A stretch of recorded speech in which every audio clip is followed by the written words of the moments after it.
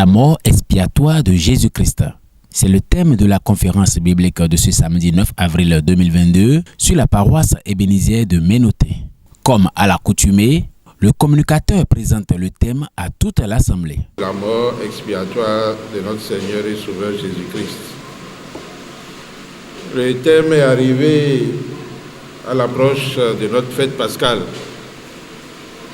Et vous savez que la Pâque, c'est la fête au cours de laquelle notre Seigneur Jésus-Christ a donné sa vie pour que nous ayons la vie. D'abord Adam qui a péché et par son péché, toute l'humanité a péché. Ce qui veut dire que l'imputation, c'est quelque chose que nous n'avons pas fait et qui a été crédité sur notre compte. Nous n'avons pas mangé le fruit défendu avec Adam, mais nous avons connu la mort comme Adam. Et dans le même sens, ou dans un sens contraire, nous n'avons fait aucun acte de justice, mais nous avons été déclarés justes par la mort de notre Seigneur et Sauveur Jésus-Christ. Mais pourquoi avons-nous été déclarés justes? Nous avons été déclarés justes parce que nous avons cru en lui. Ce qui fait que la mort expiatoire de notre Seigneur Jésus-Christ fait apparaître des sous-thèmes qui ne sont pas mentionnés dans les grandes bénédictions, je les appelle des bénédictions.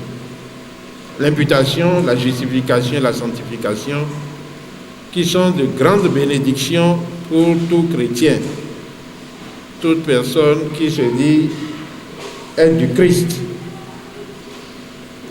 Dans 2 Corinthiens 5, verset 21, qui est un verset capital, un verset clé, l'apôtre Paul nous montre comment le Père a agi envers son Fils.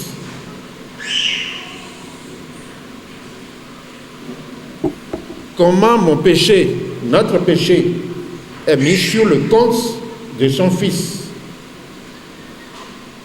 Fils qui n'avait commis aucun péché. Et à travers sa mort, je suis désormais juste. Je suis désormais à l'image, à son image, parce que j'ai cru. Mais est-ce que c'est le fait d'avoir été bon ou d'être bon, ou le fait d'avoir simplement cru qui fait de moi fils de Dieu? En regardant le cas de notre patriarche Abraham, l'apôtre Paul nous dit si c'est par mérite, tout simplement par la foi, et le lien qui y a entre la foi et l'œuvre qui nous amène à être justifiés. Romains 4, à partir du verset 1er jusqu'au verset 8. Nous sommes dans le monde, mais nous ne devons pas être du monde. Nous ne devons pas, notre attitude, au quotidien, montrer que nous sommes fils de Dieu. Par la qualité de notre vie, une vie saine, une vie générée par la parole de Dieu. Parce que, et les exemples sont autour de nous. Malheureusement, c'est quand les gens décèdent que l'on dit « Ah, telle personne, ce fut un homme humble, ce fut un homme exemplaire, ce fut un homme qui s'est efforcé. » Parce qu'on s'efforce. Nul n'est saint sur la terre, seul Dieu est saint.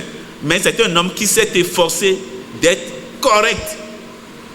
Nous devons ouvrir les yeux et regarder autour de nous, afin que nous puissions copier ces bons exemples. Être saint par notre comportement, être saint par notre vécu quotidien, afin que le nom qui nous est, quand on nous voit en chemin, puis non les dire, voici les enfants de l'église du christianisme céleste. que ce nom venu des cieux, cette dénomination qu'un homme n'a pas créée, mais qui nous est scotché, qui est mis sur notre front là, que nous puissions être dignes de cette dénomination par notre attitude, par notre comportement, par notre vécu quotidien, qu'on nous distingue, que même dans un milieu, ne sachant même pas d'où, de quelle congrégation nous venons, qu'on se dise, mais le monsieur là, c'est bizarre, il est différent des autres, il fait les choses simplement, il est sans complication. Si c'est économie, et on découvre après que, non, s'il est Mbouaoué là, il ne peut qu'agir bien comme cela, il ne peut agir correctement comme cela. Cette communication très riche et très développée du thème suscite plusieurs interrogations dans le cœur des participants. Quand on lit le livre de Genèse et quand on parle de la manière dont le péché est rentré dans le monde à travers nos ancêtres Adam et Ève, cela me fait réfléchir beaucoup.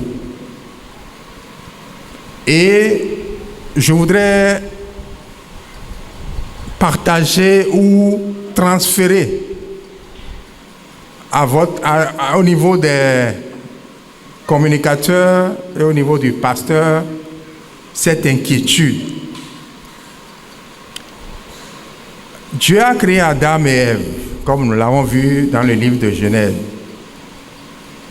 Et dans ce jardin, il y avait toutes sortes d'arbres et de fruits. Mais Dieu a dit de ne pas manger le fruit de l'arbre qui est au milieu du jardin.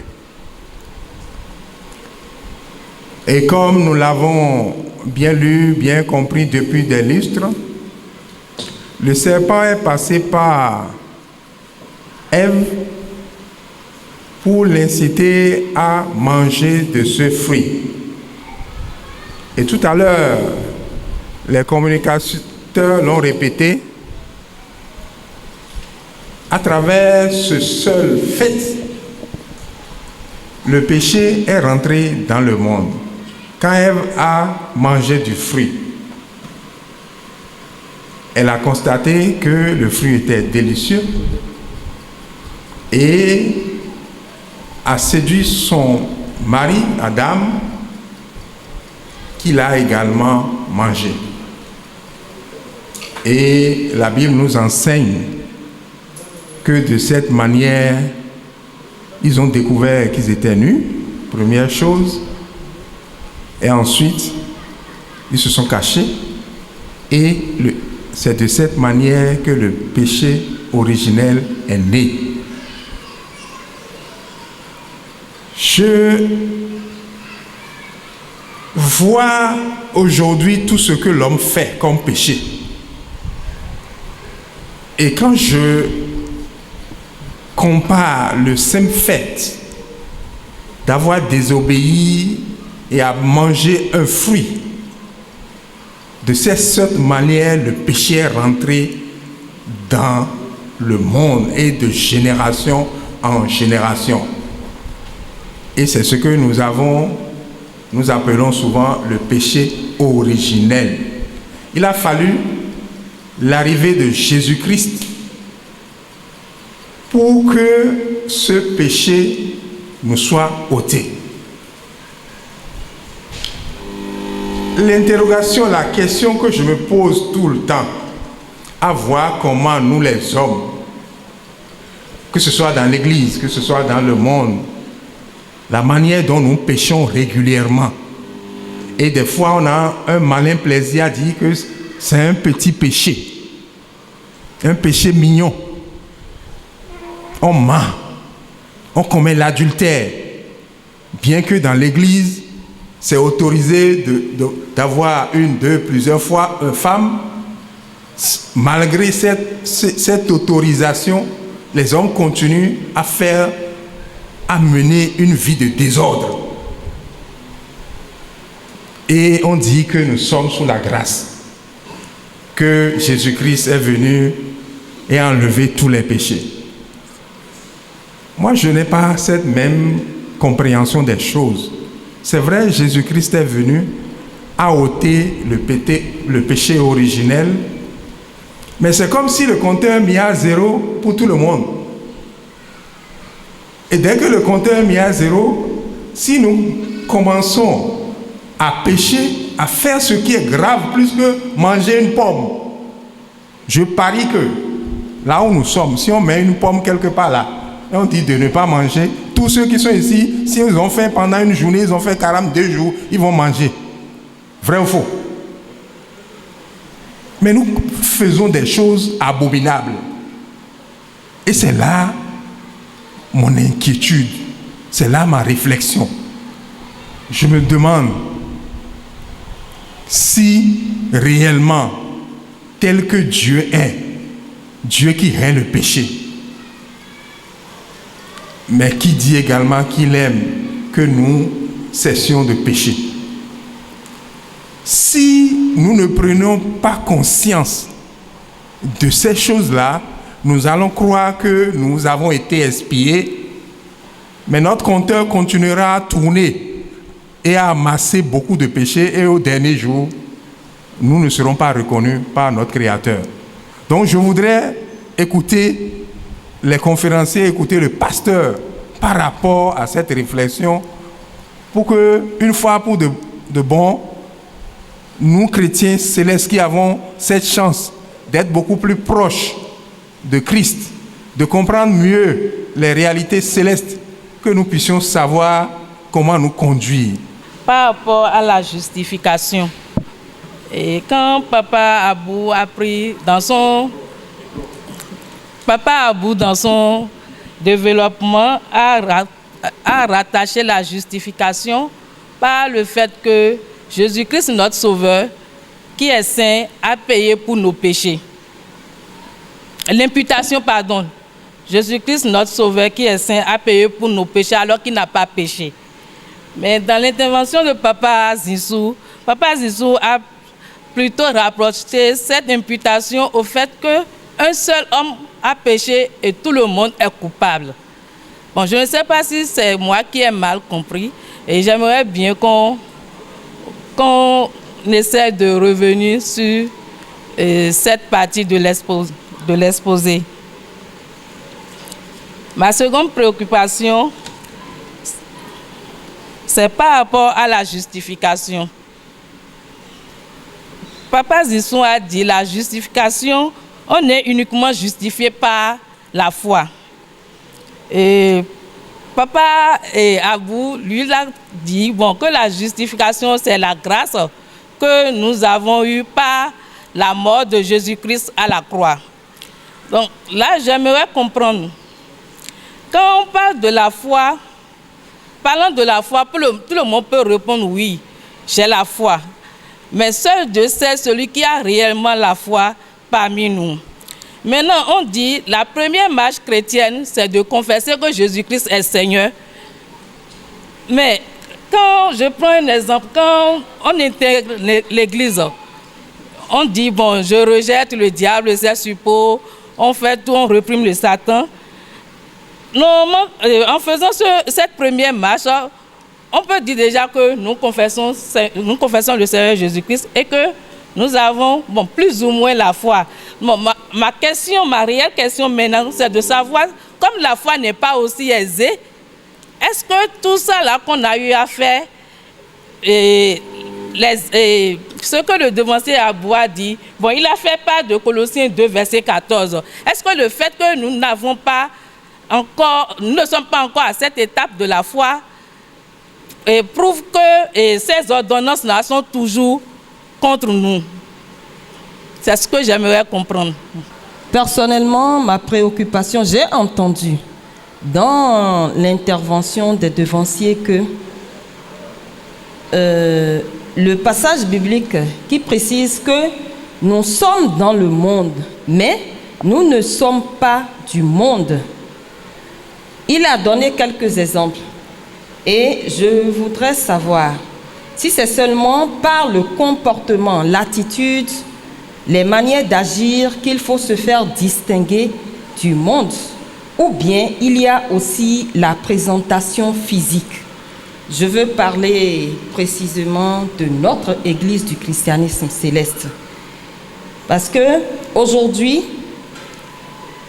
on remarque que la mode, sinon personnellement, je remarque que la mode agit beaucoup sur les chrétiens célestes ou chrétiennes célestes surtout.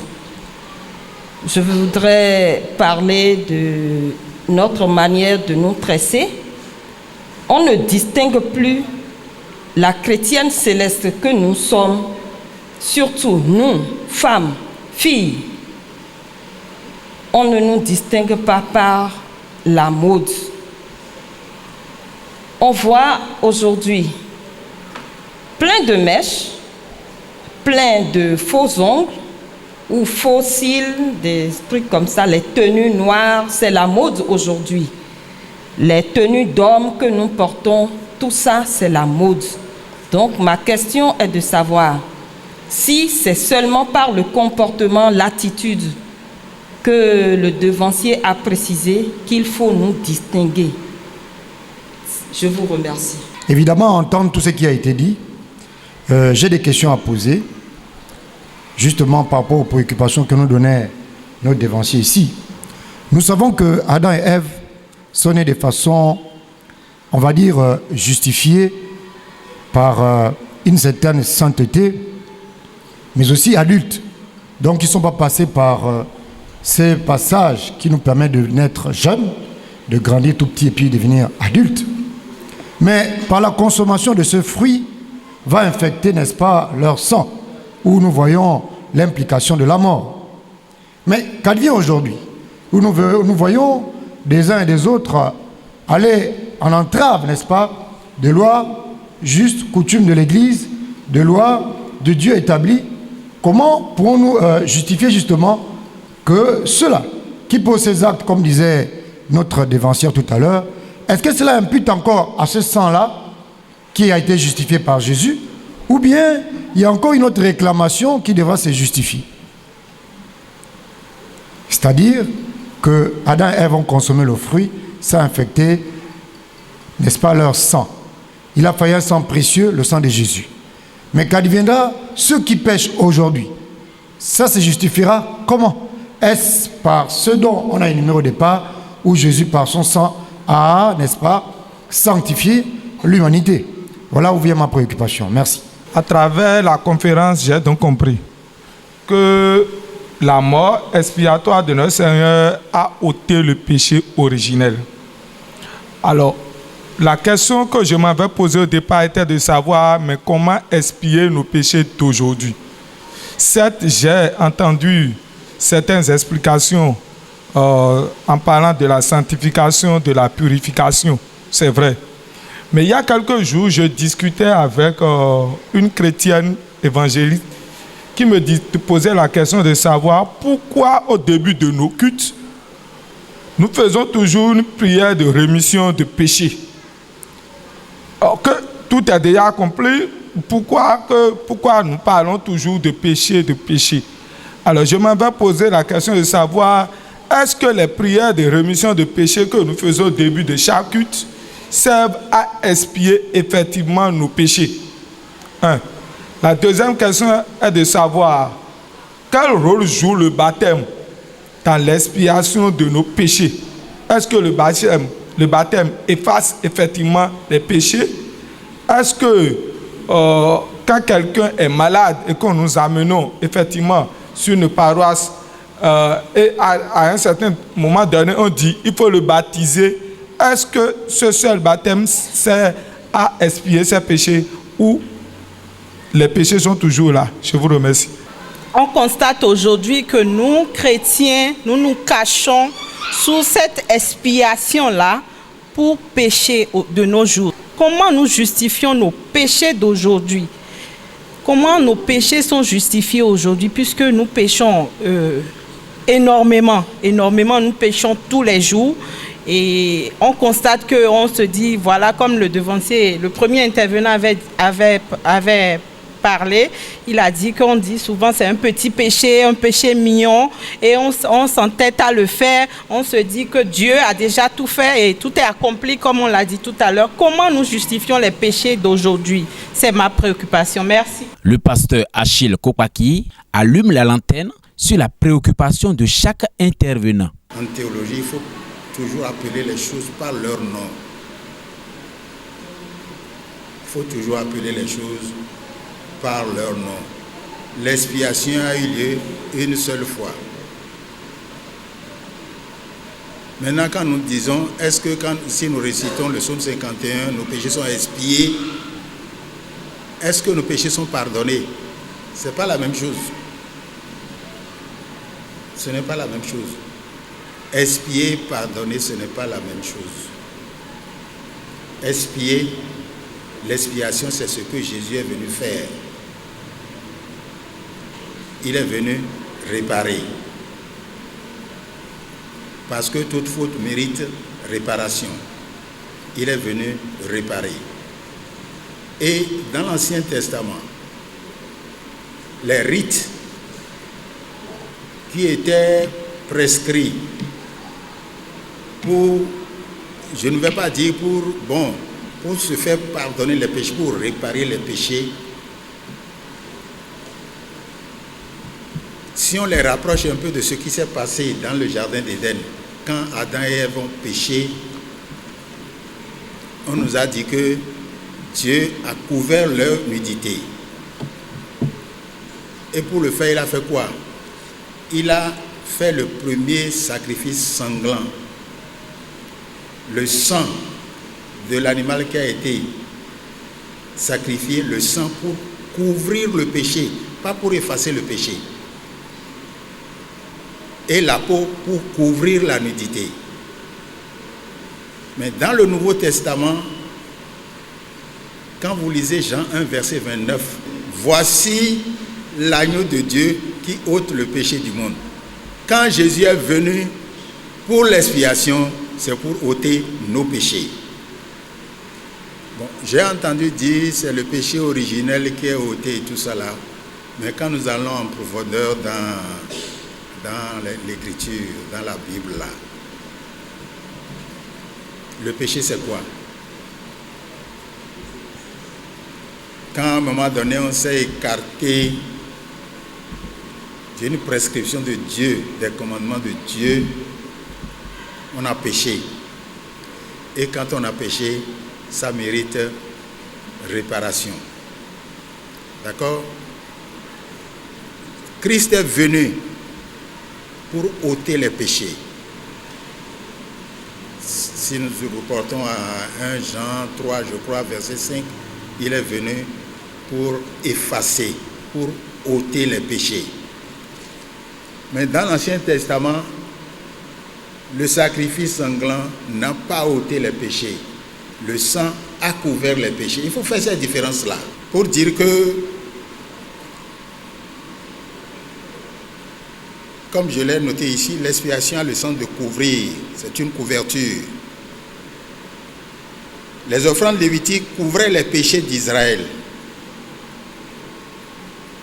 Il faut retenir ça. La deuxième chose, pour ce que j'ai retenu, parlant de la justification, je crois que les deux intervenants sont d'accord quand ils ont dit la même chose, quand ils ont donné la même explication. Heureusement que nous avons Maître Abou avec nous pour dire que la justification, ça fait partie du langage juridique. C'est ça, justifier, justice, justiciable, tout ça là, ça fait partie du langage juridique. Et ce que j'ai noté ici, on dit, c'est l'acte juridique de Dieu. Dieu qui en toute justice déclare juste et traite comme juste celui qui croit en Jésus-Christ. Et plus loin, face au péché de l'homme, Dieu avait trois options. Premièrement, condamner. Deuxièmement, s'abstenir de condamner pour compromettre sa justice, la justice de Dieu lui-même. Dieu qui peut condamner ne condamne pas. La troisième chose, transformer le pécheur en juste. Et c'est ça la justification. Transformer l'homme pécheur en homme juste. Le déclarer juste. Je crois que c'est ça la justification. Par rapport à la sanctification, je crois que Maître Abou a eu une phrase que j'ai retenue et sur laquelle je suis d'accord. Il a parlé de la qualité de vie. À partir du moment où vous êtes devenu chrétien, quelle vie vous menez? Est-ce que vous menez une vie en rapport avec la vie de Dieu? Est-ce que vous faites attention aux prescriptions de Dieu? Est-ce que vous faites attention aux commandements de Dieu? Et si nous arrivons dans notre église, est-ce que vous faites attention aux interdits de l'église? Cela est très important. Et c'est la sœur Zogun qui a parlé d'un certain nombre de choses qu'on constate dans notre église, dans notre manière de nous comporter, dans notre manière de nous habiller, dans notre manière de faire quoi? En tout cas, les comportements. Certains comportements qui sont de véritables attentats à la pudeur et qu'on constate chez les femmes. Et aujourd'hui aussi chez les hommes. Quand vous allez voir par exemple quelqu'un qui est vêtu d'un jean et que ce jean-là ne peut pas être retenu avec une ceinture à la taille et que ça laisse transparaître un slip qu'on a lavé, ça fait 5-6 jours, je crois qu'il y a problème.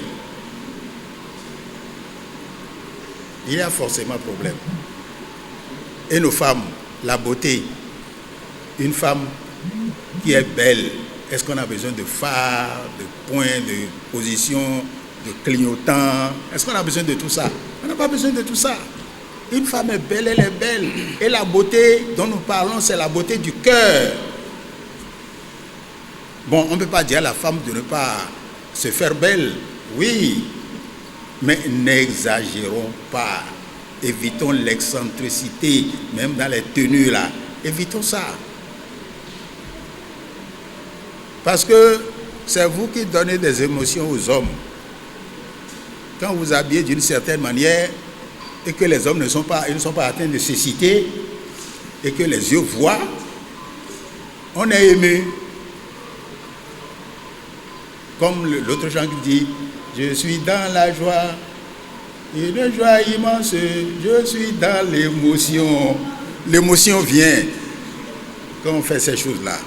Donc nous devons faire très attention pour dire que quand nous nous comportons de cette façon, nous ne menons pas une vie sainte. Et c'est pour ça qu'il a parlé de qualité de vie. On ne peut pas être dans l'église, continuer de voler, on peut être dans l'église, continuer de commettre l'adultère, on ne peut pas être dans l'église, être des, comment on appelle, des gens qui colportent de fausses nouvelles, qui calomnient, qui diffament. Il y a tout ça à notre sein. C'est vrai ou c'est faux? Il y a tout ça à notre sein. Est-ce qu'on peut dire qu'on est sanctifié? Parce que la sanctification chez nous, là, qu'est-ce qu'on comprend? Hommes, femmes ensemble, là, c'est la souillure. Non. La sanctification, c'est ça qu'il a dit. La qualité de vie. Comment nous vivons dans le monde pour témoigner de ce que nous appartenons à Dieu. Comment nous vivons? C'est ça la sanctification. Il y a dans ces activités, Satan a un nom. Et il s'appelle accusateur. Il accuse les élus de Dieu. Et pendant qu'il accuse les élus de Dieu pour appeler la condamnation de Dieu, Jésus-Christ est là pour dire, j'ai déjà payé. Jésus-Christ est là, l'avocat, il dit, j'ai déjà payé. Comment nous comprenons ça? Admettez que nous sommes pécheurs et que nous ne pouvons pas cesser de pécher. Maintenant là, on peut faire attention. On peut faire attention, puisqu'on a le libre arbitre, on peut faire attention pour dire que ça là, je ne vais pas tomber dedans.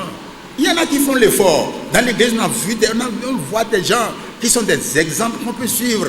Mais par contre, il y en a, comme le disent les mineurs, et des funtors. Ainsi, boucle la boucle.